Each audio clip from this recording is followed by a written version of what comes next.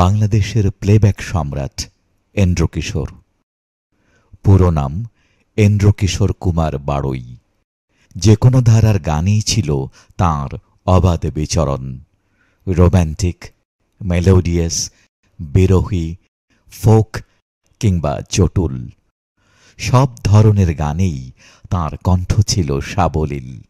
খ্যাতিমান এই সঙ্গীত শিল্পীর জন্ম ১৯৫৫ সালের ৪ নভেম্বর রাজশাহীতে। মা ছিলেন সঙ্গীতানুরাগী।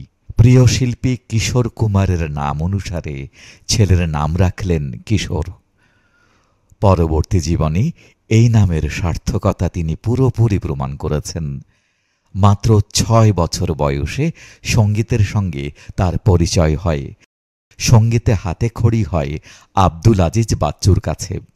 অসংখ্য কালজয়ী গান তিনি আমাদের উপহার দিয়েছেন, যার মধ্যে রয়েছে জীবনের গল্প আছে বাকি অল্প, জীবনের গল্প, হায়রে মানুষ রঙিন ফানুষ, হায়রে মানুষ রঙিন ফানুষ, ডাক দিয়াছেন দয়াল আমারে, ডাক দিয়াছেন দয়াল আমারে, আমার সারা দেহ খেও গো মাটি, আমার সারা দেহ খেয়ে গো মাটি, আমার বুকের মধ্যখানে, আমার বুকে মধ্যখানে মন যেখানে, আমার বাবার মুখে প্রথম যেদিন, আমার বাবার মুখে প্রথম যে ভেঙেছে পিঞ্জর মেলেছে ডানা, ভেঙেছে পিঞ্জর মেলেছে ডানা, সবাই তো ভালোবাসা চায়।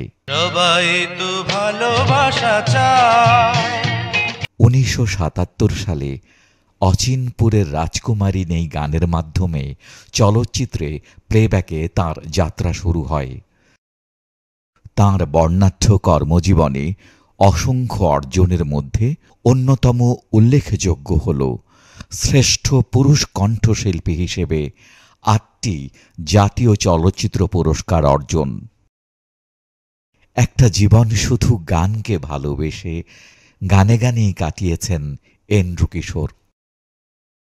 ২০২০ সালের ৬ জুলাই ৬৪ বছর বয়সে কোটি বাঙালি ভক্তের মায়া ছেড়ে দয়ালের ডাকে সাড়া দেন তিনি।